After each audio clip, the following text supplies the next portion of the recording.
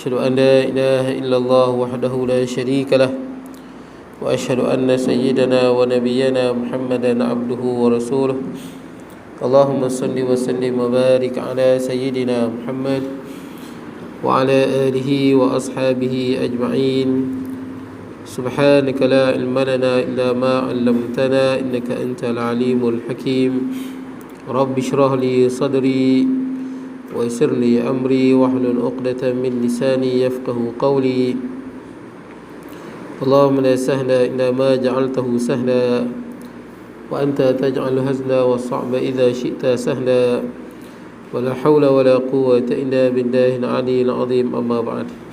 Hadirin jemaah yang dirahmati Allah, alhamdulillah pada pagi ini kita dapat bertemu. Tuan-tuan semua sihat tu? Dengar ni, dengar. Baik. Jadi kita berhenti di muka surat 27. Masih lagi di bawah tajuk meniti titian sirat. Jadi adalah keimanan, kesepakatan seluruh ahli sunnah wal jamaah, titian sirat tu memang ada.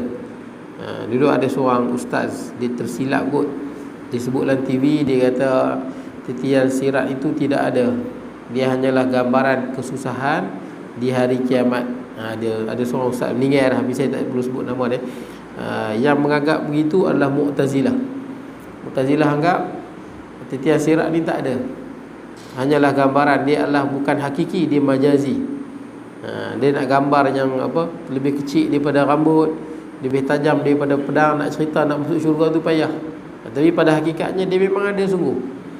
Itu pegangan kita, sebab ini dinyatakan di dalam hadis Nabi banyak berkenaan dengan kewujudan titian sirat. Dan daripada Abu Sa'id Al-Khudri pun sebut bagaimana titian sirat itu dia lebih tajam daripada rambut, dan lebih tajam daripada pedang, dan daripada halus daripada rambut. Dan dalil dia ulama sebut dalam surah Maryam ayat 71, wa in minkum illa wariduha kana ala rabbika hatman maqdiyah. Daripada dalil ni lah kata Ibnu Abbas, Ibnu Mas'ud, Ka'bul Ahbar, dan tidak ada seorang pun dari kalian melainkan akan mendatangi neraka itu. Ini kita akan lalu atas dia. Ini kita akan melalui neraka di atas dia, melalui titi itulah, jisrun baina zahra jahannam. Ini adalah satu kemestian yang sudah ditetapkan oleh Allah. Makna dia inilah dalil katanya ada titian sirat yang membentang atas atas neraka jahannam. Sebelum masuk kita akan lalui dia. Baik. Kemudian kita tengok muka surat 27. Qala musannifu rahimahullahu taala wa nafa'ana bi ulumi fid darain, kata pengarang, terdapat perbezaan yang ketara suatu orang-orang yang meniti titian sirat tentang cepat dan lambatnya. Justru puak yang pertama yang lintas dia adalah Nabi Muhammad sallallahu alaihi wasallam, pertama sekali. Kemudian umat Nabi sallallahu alaihi wasallam. Kerana ada Mu'tazilah juga sebut. Mu'tazilah ni golongan orang Islam. Dan Mu'tazilah ni dulu dia banyak jasa dia. Dialah banyak menjawab falsafah yang menyerang Islam, dan banyak berdakwah dululah. Tapi kok mana pun dia satu golongan yang dalam Islam, tapi dia dah terpesong sikit akidah ni. Mu'tazilah. Jadi Mu'tazilah ni dia pernah sebut tidak ada azab kubur. Pasal kalau ada azab kubur, Allah Ta'ala tak adil. Sebab apa? Orang yang mati dulu dah lama kena azab kubur berbanding orang yang mati kemudian. Jadi umat Nabi Muhammad tak kena azab kubur lama lah, sebab nak kiamat dah. Jawapan dia Allah Ta'ala maha adil. Umat Nabi umat akhir zaman, umat Nabi lah umat yang pertama masuk syurga, dan yang pertama juga masuk neraka. Sebab umat Nabi lah yang mula-mula melintas titian sirat. Jadi yang mula-mula lintas itulah Nabi Muhammad sallallahu alaihi wasallam. Dan dalam ni disebut, dan masa melintas ni semua Nabi dia duduk, dia tolong doa untuk umat dia. Doa Nabi masa melintas ni tidak ada yang bercakap, semua diam je. Yang bercakap kalau menangis tu adalah menjerit, yang bercakap hanya Nabi-Nabi saja. Dan doa Nabi-Nabi masa titian sirat ni, Allahumma sallim sallim, ya Allah selamatkanlah, selamatkanlah. Maksud dia keadaan masa melintas tu sangat menakutkan. Sangat menakutkan. Itulah doa Nabi-Nabi. Baik. Jadi dalam ni disebut bagaimana orang yang lintah tu. Keadaan orang yang melintah titian sirat. Nanti saya akan lalui, tuan-tuan akan lalui lah titian sirat ni. Laju dia macam mana? Ni disebut. Yang pertama, seperti kilat yang menyambar. Ni paling laju sekali. Ni golongan yang hadapan. Dia letak kaki dia sampai terus. Malah dalam ni saya tak pasti dia disebut ke. Malah dalam ayat Quran dia ada sebut masa melintah tu keadaan tu sangat gelap. Dia sangat gelap. Dan orang yang beriman ni dia lintah dia dengan cahaya dia. Dalam surah Al-Hadid ayat 12 Allah Taala sebut yauma taral mu'minina wal mu'minat yas'a nuruhum baina aydihim wa biaimanihim. Pada hari itu engkau melihat orang mukmin cahaya mereka menerangi di hadapan, di sebelah kanan mereka. Makna di masa lintah tu gelap. Tapi tengok banyak mana amalan. Amalan itulah yang masa tu kita boleh tengok bezanya. Bukan sekadar laju. Beza juga masa melintah tu cahaya. Ada orang bila amalan dia kuat, cahaya dia macam gunung. Maknanya kita akan tengok, Masya Allah, hebatnya dia. Cahaya dia tu macam gunung. Dia kecil je, keliling dia cahaya. Lagi kuat amalan dia, lagi kuat cahaya dia. Lagi kurang amalan dia, kurang lagi. Ada yang cahaya dia macam pokok bolehlah lepas untuk diri dia, macam pokok. Ada cahaya dia macam orang berdiri, cukup untuk dia. Ada cahaya yang lagi sikit amalan, ada kat kaki dia saja. Jadi nak ceritanya tuan-tuan, di hari kiamat nampaklah orang yang rajin berzikir, orang yang rajin sedekah, orang yang betul-betul ikhlas. Pada hari kiamat kita nampak. Jadi ketika ni menyesal pun tak guna dah tuan-tuan. Kat dunia lu banyak masa, buang masa banyak. Jadi siapa banyak masa, dia banyak berzikir, banyak beramal, dia orang yang ikhlas, dia orang yang sangat cepat di titian sirat. Cepat dia macam apa? Pertama macam kilat, kalbarq Nabi sebut, macam kilat. Bukan sekadar kilat dan bercahaya tuan-tuan. Dan saya pernah sebut kat tuan-tuan pada bulan lepas, antara orang yang cepat ni orang yang berzikir lah. Kan Nabi sebut sabaqal mufarridun, 3 kali Nabi kata sabaqal mufarridun, sabaqal mufarridun. Orang mufarrid ni dia mendahului. Di titian sirat nanti ditinggal habis semua orang. Dia letak kaki dia syuk, hilang terus. Macam kita kalau naik atas highway, kita bawa kereta 14, 15, laju lah 17, tiba-tiba datang apa, Ferrari lintah. Kita rasa laju lah, Ferrari tinggal kita, dia pergi hilang pun 300 km per jam. Ataupun Bugatti Veyron ke 400 km per jam, syuk, ni kita dah 200, rasa laju gila lah, laju sangat-sangat dah. Rupanya ada yang lagi laju. Kita akan kagum, laju kereta ni. Itu dunia ya tuan-tuan. Akhirat ni lagi laju, macam kilat. Baik. Yang kedua seperti ribut. Dia ataupun kata karih, seperti angin. Seperti angin tuan-tuan, angin yang derah. Angin yang derah ni wallahu alam lah. Kalau taufan ni yang paling kuat di Australia pernah direkodkan 289 km. Ada angin yang lagi laju kat belah-belah atas tu, lagi laju angin. Atas langit tuan, lagi laju angin dia. Baik. Jadi angin kalau 200 km per jam ni cukup dah nak menghancurkan ribut taufan. 209 km per jam. Ada yang laju macam ribut, laju juga ni. Kadang-kadang bila kita baca ni, kita terbayang kita ni duduk yang mana tuan-tuan. Kita ni lah, kalau dengan amalan kita, mungkin dengan lalai je tuan-tuan, kita ni duduk mana lah. Yang kedua ni macam ribut, laju pergi. Yang ketiga seperti burung yang amat deras. Burung, kalau sekarang ni, kalau kat dunia je lah, burung yang paling laju yang kita tahu, binatang paling laju lah, Cik Tah pun 90 km per jam. Kuda 71 km per jam. Burung yang paling laju kita tahu burung apa? Peregrine falcon. Peregrine falcon. Kat Malaysia tak ada kot. Peregrine falcon, dia boleh terbang 390 km per jam. 390. Dia paling laju lah. Dia boleh lawan dengan helang apa, dia guna kelajuan dia. Peregrine falcon nama dia. Itu burung yang paling laju lah. Baik. Yang ketiga macam burung, laju juga lah tuan-tuan. Walaupun jalan ni teruk, saya dah tadi digambar dah. titian sirat ini lebih halus pada rambut, lebih tajam daripada pedang, dan dia ada pengait atas dia. Dalam hadis sebut wa fiha kalalib wa khatatif, dia ada pengait. Dalam hadis Nabi itu dia gambarkan pengait itu macam syauku sa'dan, macam duri pokok sa'dan di Najd. Di Najd ni di mana? Di Riyadh. Wallahu alam tuan-tuan, saya pun tak pernah tengok tuan-tuan, tapi itulah disebut. Katanya dia ada pencangkuk besi dan dia bengkok lagu tu. Dia duduk ke atas titian sirat. Dan Nabi sebut dalam hadis Nabi, fatahtufun nas bi'amalihim, dia akan sambak kerana amalan manusia. Amalan jahat dia sambak. Kalau dah sambak tu terlepas. Memang kalau dah sambak tu memang lekat. Memang tak terlepas. Siapa yang kena sambak tu? Cuma Nabi kata tak tahu besar mana. Besar mana tak tahu, tapi rupa dia macam tu, besi yang macam tu. Syauku sa'dan. Duri pokok sa'dan di Riyadh. Najd ni Riyadh. Baik, kemudian dan dalam ni juga dia disebut lagi tuan-tuan, kalau dalam hadis yang sahih lain disebut masa nak lintas tu, fatur salu, ada dua benda yang datang. Masa kita nak lintas tu ada dua benda yang duduk di kanan dan kiri. Dan benda ni sangat penting. Mana dia kalau dua benda ni kita tak lepas, memang kita terjun dalam neraka. Fatur salu, yang pertama al-amanah, didatangkan amanah. Apa saja tanggungjawab yang kita pernah kita pegang di dunia, itu amanah. Antaranya pimpinan lah. Kita ada kuasa pimpinan, kita jadi bos, ataupun suami, ataupun isteri pun ada amanah di rumah apa. Segala amanah. Kullukum ra'in wa kullukum mas'un al-ra'iyatihi, kan ada hadis. Semua orang dia ada amanah.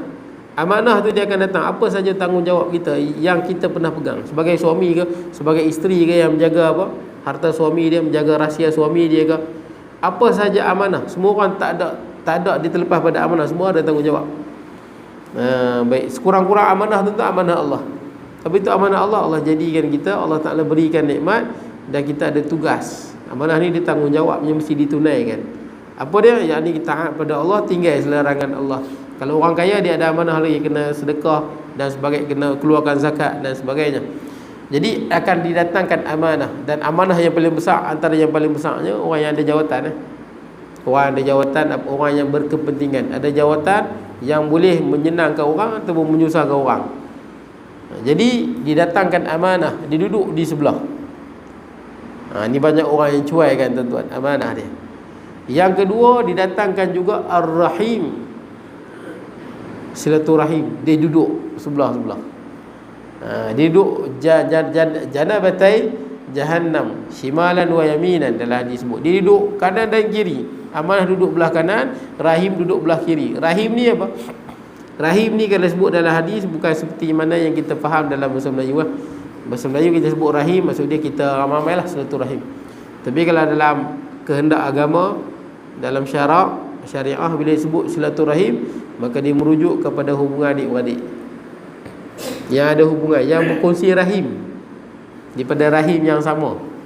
Kan rahim orang perempuan, rahim mak tu, kita daripada rahim yang sama, pertama adik-beradik kemudian kita punya pak saudara. Itulah rahim tu, hubungan rahim tu. Itu silaturahim. Tak boleh lagu mana pun kita bergaduh, tak boleh kata putus saudara, macam Piramli tu kan, cerita apa, 3 Abdul kan, kita putus saudara, tak boleh. Qati'ur rahimin dia panggil. Kita meluat lagu mana dengan adik-beradik, jangan putuskan silaturahim. Ada orang saya jumpa, cikgu juga, ustaz juga, dengan orang menyebik, dia dengan keluarga kata aku tak percaya keluarga aku. Tak percaya. Sebab macam-macam perangai. Saya tak nafikan, saya adik-beradik sebelah. Adik-beradik perangai macam-macam, perangai macam-macam. Ada yang bagi kita kecil hati, ada. Betul tak? Ada tak adik-beradik yang kita selalu pergi rumah dia, betul tak? Dia kenduri ke, dia buat rumah ke, apa-apa benda lah tuan-tuan, raya apa kita pergi rumah dia. Mai tahu rumah kita, dia tak mau mai. Ada tuan-tuan. Pelik tuan-tuan. Bila kita buat rumah elok sikit daripada dia, dia tak sedap. Dia punya tak nak mai lah rumah kita. Macam-macam alasan. Oh, ada adik-beradik macam tu tuan-tuan, macam-macam. Kereta tak hidup lah, pening kepala, rotek matilah. Macam kita tak boleh fikir. Selalu okey, boleh mai. Tidak, dia saja ada. Adik-beradik tak boleh tengok adik-beradik lain lebih. Oh, adik-beradik macam-macam. Lagu mana kita tak suka pun tuan-tuan, kita ingat, jangan putuskan silaturahim. Kalau rasa meluat sangat, putus silaturahim, maksudnya kita bergaduh dengan dia lah. Kita tak mau jumpa dia langsung, kita tak mau tengok dia langsung, dia susah ke apa ke, aku tak ambil tahu. Gitu. Cuma kalau kita rasa kurang senang tak nak jumpa dengan dia tu, pulang lah. Dia niat, dia sebenarnya bergantung pada niat. Nah, kita bergaduh dengan orang, ada banyak je orang yang kita tak bercakap lalu dan yang kita tak kenal. Betul tak? Banyak je orang yang selisih ni, bukan semua tuan-tuan bercakap dengan dia, tapi bergantung pada niat. Kalau tak bercakap dengan dia pasal apa? Memang bergaduh, niat geram bergaduh, itu salah. Tapi kalau tak nak bercakap dengan dia pasal aku kurang senang dengan sifat dia, itu tak masuk. Boleh lah. Kan dia kata tak boleh bagi orang beriman tak bercakap dengan orang beriman ni selama 3 hari kan, fauqa salas. Itu kerana bergaduh. Ramai je orang beriman lain yang kita ya bukan banyak, di sini ni tuan-tuan ramai tuan-tuan tak pernah bercakap pun. Malah kita duduk dalam taman, ada orang kita tak tahu bercakap dengan dia pun. Bukan pasal kita bergaduh dengan dia, pulau kan dia, dia tak kenal. Ni makna dia kalau bergaduh, tak mau bercakap pasal marah, pasal benci, meluat, pasal itulah. Tapi kalau kita bergaduh dengan dia tapi kita rasa macam apa, malas cakap, segan, dia tak termasuk dah tu. Faham kan? Bukan lagi bergaduh kita, ataupun kita kurang senang. Ada riwayat yang Nabi tak pernah tengok, tak mau tengok muka Wahsy. Bukan Nabi benci Wahsy, tapi Nabi tak sanggup tengok muka dia. Pasal dia yang balin tombak, yang bunuh Sayyidina Hamzah. Dia balin tombak. Jadi kena Sayyidina Hamzah, dia masuk Islam kemudian. Tapi Nabi berat nak tengok wajah dia, sebab dia yang bunuh pak saudara Nabi. Ialah bila tengok teringatlah pak saudara Nabi, Hamzah. Nabi kan sayang Hamzah tu. Baik. Baik, tapi jangan putuskan silaturahim. Jaga silaturahim dia ada. Ada setengah masjid saya pergi, cikgu pencen apa cikgu tu. Dia saya tak tahu, dia panggil saya mengajak apa semua, orang beritahu ustaz tegurlah sikit. Cikgu ni duduk sebelah dengan adik dia tu, adik perempuan dia. Dah 15 tahun bergaduh pasal tanah je pun, tanah dia apa? Tanah dia pun duduk sebelah-sebelah. Katanya dia makan tanah dia sikit. Biasalah adik-beradik bila duduk dekat-dekat ni tuan-tuan, dia macam-macam. Jadi katanya pokok dia masuk tanah adik-beradik ni, pokok tak bercakap 15 tahun, bergaduh siap bawa parang. Cikgu tu bawa parang, adik dia bawa parang, dah 15 tahun tak bercakap. Pasal apa? Pasal bergaduh. Jangan sampai putuskan silaturahim. Kalau kita tak nak bercakap, kalau pasal akhlak dia, anggap pasal akhlak dia. Niat tu lah tuan-tuan yang menentukan niat kita. Tapi jangan putuskan silaturahim. Baik. Kemudian, jadi masa lintas ada amanah dengan silaturahim yang saksikan. Yang keempat, seperti kuda yang pantas. Kuda yang pantas ni kelajuan dia berapa? 71 km per jam. Itulah kelajuan kuda paling laju. 71 kuda per jam. Kenapa tak sebut cetah tuan-tuan? Cetah lagi laju. Di Arab mana ada cetah tuan-tuan? Kalau Nabi sebut tu mana Arab faham? Nabi sebut yang mana kita boleh faham lah. Terutama di Arab. Apa yang orang Arab boleh bayang, boleh fikirkan. Pendek kata tuan-tuan, lagi kuat amalan tu, dia lagi laju. Kurang sikit. Yang ni perumpamaannya. Dia nak beritahu paling laju, kurang sikit. Baik, kemudian yang kelima, seperti laki yang amat pantas larinya. Lari macam orang yang lari yang kuat. Paling laju apa tuan-tuan? Usain Bolt lah. Dia lah paling laju. Saya tak tahulah apa tuan-tuan, tapi dalam 100 meter tu dalam 9 saat macam tu lah. Usain Bolt paling laju lah dia lari tu. Yang keenam, seperti berjalan. Baik, kalau dalam hadis disebut makhdushun, ada yang bertatih-tatih. Dia jalan tergelincak. Maksud dia nak sampai tu jauh. Maksud dia kaki dia luka-luka lah tuan-tuan, tajam kan. Jalan tergelincir, tapi dia selamat. Makhdushun najin Nabi sebut. Ada yang bertatih-tatih, jalan tergelincir tapi dia selamat. Baik. Dan ada juga yang terus dilempak di dalam api neraka pun ada.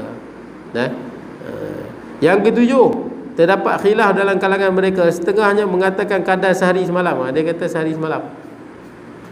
Ada yang mengatakan kadar 2 bulan. Ada yang kata 2 bulan baru dia nak sampai.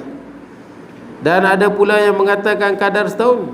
Lama nak sampai tu setahun. Dan bukan senang. Seksa tu atas tu, lagi lama atas tu lagi seksa. Baik.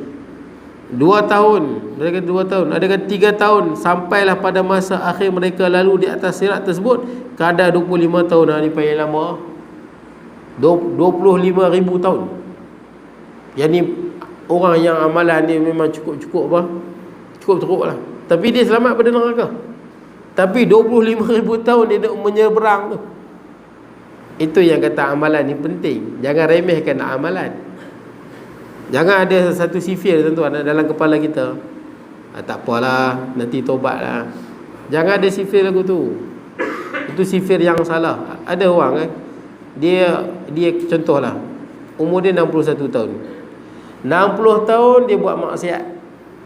Dia berzina, dia minum arak, dia rasuah, dia buat macam-macam jahat lah. Lepas tu dia tobat. Dia tobat nasuha, dan dia beramal selama setahun. Kemudian dia meninggal dunia. Ada setengah orang dia fikir apa? Untung dia tu 60 tahun dia buat jahat, tiba-tiba dia nak mati, dia buat baik, dia taubat nasuha. Kan untung dia tu, dapat menikmati maksiat dan dapat juga masuk syurga. Siapa fikir lagu tu memang otak dia tak apa betul lah tuan-tuan. Ada something lah. Dia tak tahu, dia bawa setahun saja amalan dia, nak tempuh perjalanan yang sangat jauh. Sebab orang lagu ni dia fikir apa? Mati sekali. Bukan, hidup sekali ya. Hidup bukan sekali, hidup 2 kali. Mati sekali. Jadi yang kita kena jaga mati tu, jangan mati sia-sia. Jangan mati dalam keadaan tak bawa bekalan. Dia tu fikir hidup ya. Hidup ni sekali, mati tak ada apa dah. Salah. Mati 2 kali. Mati, hidup 2 kali, mati sekali. Mak dia mati itulah yang kita kena jaga. Jangan mati dalam keadaan sia-sia, tak bawa amalan. Ni kita dah mati tuan-tuan. Baru ni pun muslimat pas kan, kena langgar kan. Mudah-mudahan dapat syahid dia tuan-tuan. Nak tolong orang hari Jumaat pula. Kita mati sekali tuan-tuan. Kita lepas ni tak boleh mati dah. Boleh mati ya tuan-tuan di alam barzah. Alam barzah mana boleh mati? Tak boleh mati dah. Boleh apa? Lari ke? Mana boleh lari dah. Kita takkan boleh mati dah. Di alam barzah tak boleh bunuh diri dah. Di padang mahsyar tak boleh bunuh diri dah. Kat dunia boleh bunuh diri. Itu yang orang kafir kata apa? Yaqul insan yauma idzin ainal mafar. Manusia akan berkata di padang mahsyar, di mana nak lari? Nak lari. Nak lari, nak mati, nak jadi tanah kan ada. Ya laitani kuntu turaba. Nak jadi tanah, nak mati pun ada. Macam-macam. Pasal apa? Tapi tak boleh. Kalla la wazar. Kiri, kanan, depan, belakang. Ada malaikat Zabaniyah. Malaikat Zabaniyah dia yang jaga apa? Malaikat Zabaniyah ni ketua dia Malik. Malik tu Zabaniyah lah. Malaikat yang jaga padang mahsyar dan heret orang lempak masuk neraka. Malaikat penjaga neraka Zabaniyah. Zabaniyah ramai. Tak boleh lari tuan-tuan. Mati tak boleh, lari tak boleh. Habis tu macam mana kita dengan amalan kita? Suatu jangan sia-siakan tuan-tuan. Hidup yang sekejap ni Allah rugi. Setahun tuan-tuan dihidup, setahun saja dia beramal untuk dia bawa dalam perjalanan yang jauh. Okey, dia selamat daripada neraka. Tapi sebelum nak sampai tu, orang tertinggal amal ibadah pun tuan-tuan menyesal. 60 tahun dia sia-siakan umur dia. Selesai tak? Menyesal. Ahli neraka menyesal. Ahli syurga, semua ahli syurga menyesal pada ibadah yang ditinggalkan ataupun pada masa yang dia sia-siakan. Ini 60 tahun masa hang sia-sia. Menyesal tak di sana? Menyesal. Tapi seronok dia.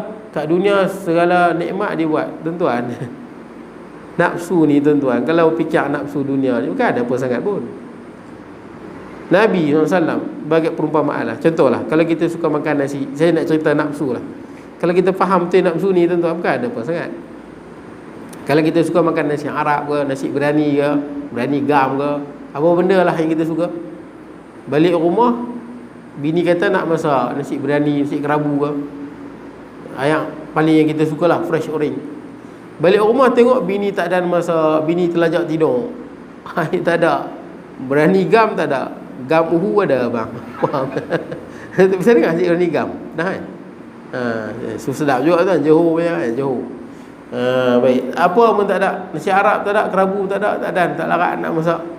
Ayak fresh orange tak ada, ayak FTI ada lah. kita pun lapar punya pasal yang ada nasi putih ya. Kita makanlah nasi putih tu 2 pinggan, lapar punya pasal nasi putih 2 pinggan. Air sejuk dalam teh tu. Kita minum 2 botol. Lepas dah minum, anak bawa balik, dia beli. Nah, ya, nasi biryani, nasi Arab ke, nasi kerabu ke. Tuan-tuan boleh makan ke tak boleh makan? Boleh makan ke? Tuan-tuan, sebenarnya nafsu ni untuk kita hidup ya sebenarnya. Bila kita dah kenyang, kita tak lalu lah.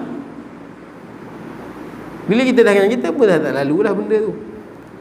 Dah puas. Mailah nasi sedap lagu mana pun. Sedap lagu mana pun kita pun dah tak lalu. Sebenarnya bukan masalah nasi biryani, nasi Arab, nasi apa. Sebenarnya diri kita, fisiologi kita tuan-tuan. Dia nak dopamin lah, dia lapar lah, dia nak ni. Bila dia kenyang, dia pun tak lalu. Untuk kita hidup je. Kalau kita makan makanan yang paling sedap, kita boleh makan dah. Okey, paling sedap masa bila tuan-tuan? Paling sedap tuan-tuan makan, bila paling sedap? Mula-mula masuk dalam mulut tuan-tuan, itu paling sedap. Satu pinggan pertama paling sedap. Satu pinggan yang kedua kurang lah. Pasal apa? Dopamin dia kurang lah dalam kepala. Tu saya kata sebenarnya apa yang ada dalam di badan kita tu, fisiologi kita tu. Sebab tu tuan-tuan, mula-mula nasi paling sedap, nasi yang pertama, pinggan yang pertama. Pinggan yang kedua dia kurang dah. Pinggan yang ketiga boleh makan lagi, tapi tak sesedap yang pinggan yang pertama. Itu yang paling sedap. Pasal otak kita, sebenarnya badan kita menuntut. Tu Nabi pernah ajar kan. Nabi kata, kalau orang suami lah jalan di luar, nampak satu orang perempuan yang cantik dan terpegun, nampak cantik sangat. Apa Nabi sebut? Kita tengok terpegun, cantiknya. Nabi kata, datangilah isterimu. Balik rumah, datangi isterimu. Sebab apa? Nikmat dia sama ya. Sebab tu orang yang kahwin ramai, dia kahwin 4 ke, bini dia macam-macam, dia akan kata apa? Orang perempuan ni sama ya. Dia akan kata macam tu. Nikmat dia sama. Kita yang bini satu, yang apa? Kalau boleh nak kahwin lagi satu, Ustaz. Tapi orang yang kahwin 2, 3, 4, dia kata sama ya. Yang pernah kahwin ramai, dia kata sama je. Bila nafsu tu dah puas, dia tengok pun dah tak lalu. Itu nafsu. Dah adanya nafsu ni untuk kita hidup. Ada zuriat, boleh hidup, makan, minum. Itu saja fungsi dia. Tak lebih pada itu. Lagi satu tuan-tuan, kita ada nafsu, syok dengan nafsu. Tuan-tuan ingat, binatang punya nafsu lebih pada kita lagi. Binatang punya nafsu lebih pada kita. Kita syok makan, binatang makan dia lagi nikmat lagi. Kita syok berhubung badan dengan isteri, binatang lebih lagi. Tapi benda tu sekejap ya tuan-tuan. Dia pergi dan datang. Dia pergi dan datang. Bila dah puas tu, benda tu pun hilang. Dan kita pun tahu kan, masa kita sakit, kita tak lalu apa. Betul tak? Sebab tu bukan isunya manis ke, sedap sangat ke. Makanan ni bukan isu makanan sebenarnya. Badan kita tu. Sebab tu makanan yang kita anggap sedap, ada orang lain anggap tak sedap. Kita suka kan nasi kerabu, ada orang tak suka nasi kerabu. Kita suka nasi biryani, ada orang tak lalu nasi biryani. Kita suka nasi, ada orang suka nasi minyak, ada orang tak suka, ada orang suka nasi putih. Macam-macam tuan-tuan. Nak cerita apa? Sebenarnya benda tu tak ada apa pun. Diri kita sendiri je. Nak kira paling sedap, boleh jadi benda yang haram lagi sedap. Benda yang haram kan, khinzir dan sebagainya. Baik. Pendek kata tuan-tuan, nafsu ni sekejap je, dia pergi dan datang. Dia pergi dan datang. Kalau tuan-tuan tahu orang apa, tinju lah ni, heavyweight yang paling hebat, nama dia Tyson Fury nama dia. Dia heavyweight tinju. Dia ni nombor 1 lah ni. Tyson Fury, dia kata antara benda yang dia menyesal, dia bukan orang Islam, dia Kristian. Tapi dia kata antara benda yang dia menyesal dalam hidup dia adalah dia pernah tidur dengan orang perempuan lebih 500. Dia rasa itu satu benda yang apa? Satu benda yang dia kalau boleh reverse masa, dia tak mau. Cukuplah dia tidur dengan isteri dia saja. Pasal apa?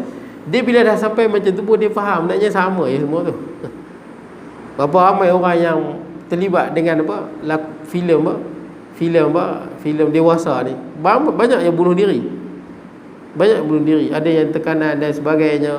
Sebab dia tahu sebenarnya nafsu tak ada apa pun. Dia cuma kehendak peribadi. Kemudian bila dah dapat, dia pun hilang. Tapi ada orang kadang-kadang bila nafsu menguasai otak dia, sebab dia rasa nafsu itulah segala-galanya, sehingga kan apa? Sehingga kan nikmat syurga pun dia lupa. 60 tahun hidup bergelumang dengan nafsu, satu keuntungan. 1 tahun beribadah, masuk syurga, jadilah Punya teruk lah tuan-tuan. Sampai macam tu. Apatah lagi tuan-tuan tengok kat dunia ni tuan-tuan, bukan boleh ikut sangat. Tuan-tuan kalau makan manis sangat, jadi apa? Isi manis. Makan seafood banyak, jadi apa? Gaut. Saya pun ada gaut lah tuan-tuan. Tu kena kawan sikit makan. Bukan boleh makan sangat. Burger banjir. Tahu burger banjir? Kan sos-sos apa semua tu, dia ada asid sitrik. Dia ikut orang lah tuan-tuan. Ada orang ayam tak boleh makan kalau teruk sangat. Asid sitrik. Makannya burger banjir tu, nanti rasa kaki tu tak apa nak apa. Dia tak apa nak licin. Dia tahu tu bila kaki rasa lain macam tu, dia nak jadi gaut tu. Makan lebih jadi gaut. Garam banyak, darah tinggi. Banyak benda tak boleh makan tuan. Dunia ni. Yang ni tak kena, ni tak kena, macam-macam tuan-tuan. Itu yang ada orang sebut, segala nikmat di dunia ni kalau dia lebih, dia jadi azab. Semua nikmat. Semua nikmat, kalau dia terlalu lebih, dia akan menjadi terbalik. Dia bukan jadi nikmat, dia jadi azab.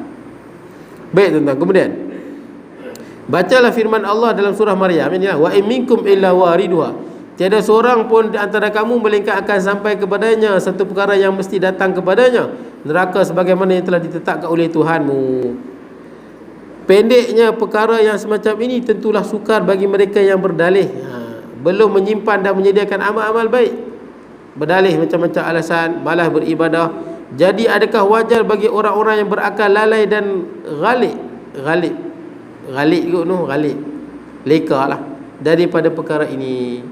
Jadi perkara-perkara patutkah kita orang yang Allah berikan akal, kita nak leka? Ni masa ada tuan-tuan, ni semua akan mati ni, saya akan meninggal, tuan-tuan akan meninggal dunia, kita akan lalui semua tuan-tuan. Kita akan lalui semua. Baik. Ayuhai saudara-saudara, marilah kepada pelajaran dan beramal ibadah. Dia nak beritahu ni lah. Ini buah dia. Ini kita tahu bab titian sirat. Tadi saya sebut bagaimana apa? Cahaya kan tuan-tuan, cahaya.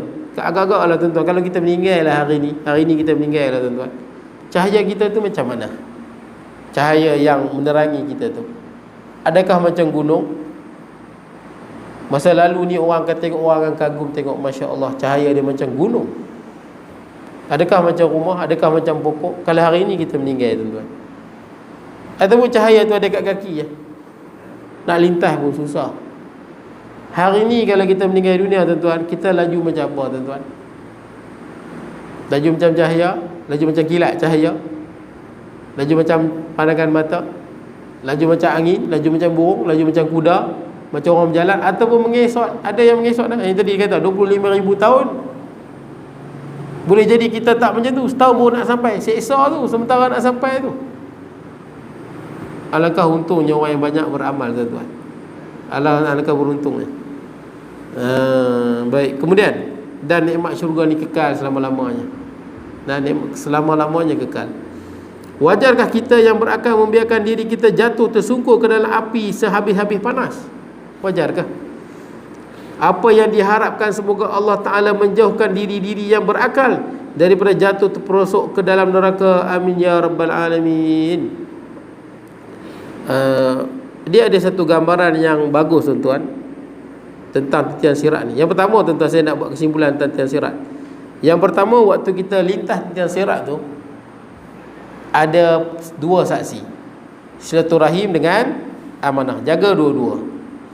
Yang kedua, kecepatan waktu lintas titian sirat tu berbeza-beza ikut amalan. Hari ni kalau kita semua meninggal serentak tuan-tuan, tak tahu siapa paling laju, siapa paling pelan. Silap-silap takut ada yang jatuh tuan-tuan, jatuh ke dalam. Kemudian ada manusia yang merangkak, ada yang merangkak pelan-pelan, merangkak pelan-pelan. Ada yang tergelincir, ada yang selamat. Dia tergelincir, tapi dia naik balik, tergelincir, naik balik. Ada yang jatuh terus. Kemudian ada besi-besi yang kait, dia sambang ikut amalan masing-masing. Yang pertama lintahlah Nabi Muhammad SAW. Para Nabi semua menyaksikan. Dan Nabi-Nabi ni terlalu takutnya, terlalu dahsyatnya, Nabi-Nabi sebut Allahumma sallim, Allahumma sallim. Kemudian ada satu gambaran yang bagus yang disebut oleh Imam Al-Qurtubi tuan-tuan. Ini saya baca. Kata Imam Al-Qurtubi rahimahullah, cuba renungkan sekarang tentang apa yang akan engkau alami. Renungkan sekarang. Saya dengan tuan-tuan, kita renung sama-sama. berupa ketakutan yang ada pada hatimu ketika engkau menyaksikan sirat dan kehalusannya. Katakan kita sekarang sedang di antara padang mahsyar dan syurga, dan kita tengok betapa halusnya dan tajamnya titian sirat. Engkau memandang dengan matamu ke dalam neraka, dan kita nampak neraka yang sangat dalamnya amat-amat. Dan suara neraka ni dia bercakap, dia bercakap. Suara dia yang menggerunkan. Engkau mendengar gemuruh dan gelojaknya. Suara dia tu memang garang. Dia memanggil-manggil, dia nak ahli neraka. Engkau harus melewati sirat sekalipun keadaanmu lemah. Tak ada pilihan. Kita kena lintah. Kita lemah, hatimu gundah, kakimu akan tergelincir, belakangmu terasa berat kerana dosa. Dosa banyak, rasa berat. Hal itu tidak mampu engkau lakukan seandainya engkau berjalan di atas hamparan bumi. Kalau dosa penuh pun kita tak larat nak angkat, walaupun di bumi, tuan-tuan. Apatah lagi di titian sirat yang halus. Bagaimana engkau ketika meletakkan satu kakimu di atasnya, lalu engkau merasa ketajamannya. Letak kaki tajam, luka, sehingga harus mengangkat tumitmu yang lain. Engkau menyaksikan makhluk-makhluk di hadapanmu tergelincir kemudian berjatuhan. Tengok ada yang jatuh ke dalam neraka. Mungkin ada yang kena sambar dengan pengait tu. Kemudian mereka lalu ditarik oleh para malaikat penjaga neraka dengan besi pengait. Engkau melihat bagaimana mereka dalam keadaan terbalik ke dalam neraka dengan posisi kepala di bawah dan kaki di atas. Wahai betapa mengerikan pemandangan tersebut. Pendakian yang begitu sulit, tempat yang lewat begitu sempit. Bayangkanlah wahai saudaraku, seandainya dirimu berada di atas sirat dan engkau melihat di bawahmu neraka jahanam yang hitam kelam, panas dan menyala-nyala. Engkau saat itu sekali berjalan dan sekali merangkak. Jadi tuan-tuan, ni masa ada. Saya pun masih hidup, tuan-tuan pun masih hidup, tuan-tuan. Ni masa ada, tuan-tuan. Kita banyak beramal lah, tuan-tuan. Boleh sembahyang duha, boleh berzikir, boleh istighfar, boleh selawat. Ni masa ada lagi. Tak tahu bila nak mati, tuan-tuan. Masa ada kita banyakkan beramal. Inilah buah kita mengaji buku-buku lagu ni. Buku akhlak. Buah dia apa? Suruh kita beramal, perbaiki akhlak. Itu buah daripada dia. Jadi tuan-tuan, cukup sekadar tu. Mudah-mudahan kita mendapat rahmat, keampunan daripada Allah Subhanahu Wa Taala. Akan datang kita sambung hak itulah, neraka dan kepanasannya.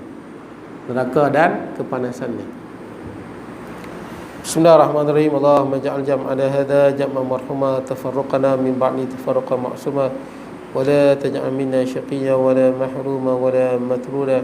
Wa sallallahu ala nabiyyina Muhammad wa ala alihi wa sahbihi wa barik wa sallam. Alhamdulillahirabbil alamin.